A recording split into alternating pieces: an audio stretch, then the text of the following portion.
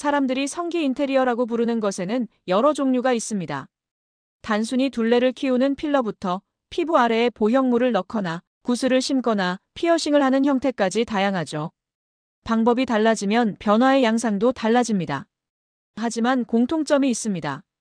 겉모양과 촉감이 달라지면서 성관계 중 마찰 압박 감각이 변하고 그 변화가 만족감으로 이어지기도 불편과 통증으로 이어지기도 한다는 점입니다. 먼저 남성의 몸에서 일어나는 변화를 보겠습니다. 필러나 이식, 보형물 같은 시술 이후 남성은 일정 기간 붓기, 멍, 단단한 만져짐 결절, 울퉁불퉁함을 경험할 수 있습니다. 특히 히알루론산 주입 방식의 음경 확대에서 보고되는 합병증으로는 부종, 피하 결절, 감염, 그리고 필러 이동 마이그레이션 같은 문제가 대표적으로 언급됩니다. 이런 변화는 성능 향상이라기보다 조직이 새로 자리 잡는 과정에서 나타나는 생리적 반응이거나 때로는 부작용의 신호일 수 있습니다. 관계에서의 변화는 조금 더 현실적입니다. 첫째, 남성은 감각이 달라졌다고 느낄 수 있습니다. 어떤 사람은 피부가 팽팽해지거나 압박감이 달라져서 자극이 강해졌다고 말하지만 반대로 당김통 증저림처럼 불편한 감각이 커질 수도 있습니다. 특히 구슬 보형물 피어싱처럼 돌출 요소가 있으면 관계 중 마찰이 예측하기 어려워져 통증이나 미세 손상이 생길 가능성이 올라갑니다. 피하 구슬 같은 피하 삽입물은 삽입 제거 과정에서 조직 손상 위험이 있고 합병증으로 염증, 농양, 흉터 등이 보고됩니다. 둘째, 콘돔과의 궁합이 변할 수 있습니다. 피어싱이나 장신구, 돌출 구조물은 성관계 중 콘돔 손상 찢김 미끄러짐 위험을 키울 수 있고 그 결과 원치 않는 임신이나 성병 위험이 올라갈 수 있다는 점이 의료 문헌과 보건 안내에서 반복적으로 언급됩니다. 남성 입장에서는 원래보다 더 조심해야 한다는 체감으로 나타나기도 합니다. 이제 여성 파트너의 반응과 변화를 보겠습니다. 여성의 반응은 크게 두 갈래로 나뉩니다. 하나는 새로운 촉감에 대한 호기심과 자극 변화이고 다른 하나는 통증, 불편감, 불안입니다. 실제로 관계에서 여성에게 중요한 변수는 크기 하나가 아니라 윤활, 각도, 속도, 압박의 분포, 심리적 안정감입니다.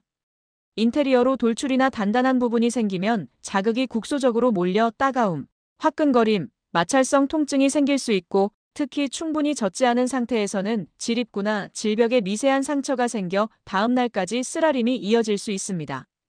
또 하나는 감염염증의 가능성입니다. 피어싱은 기본적으로 상처를 동반하는 행위이기 때문에 관리가 부실하면 감염, 통증, 부종, 흉터 같은 문제가 생길 수 있다고 알려져 있습니다.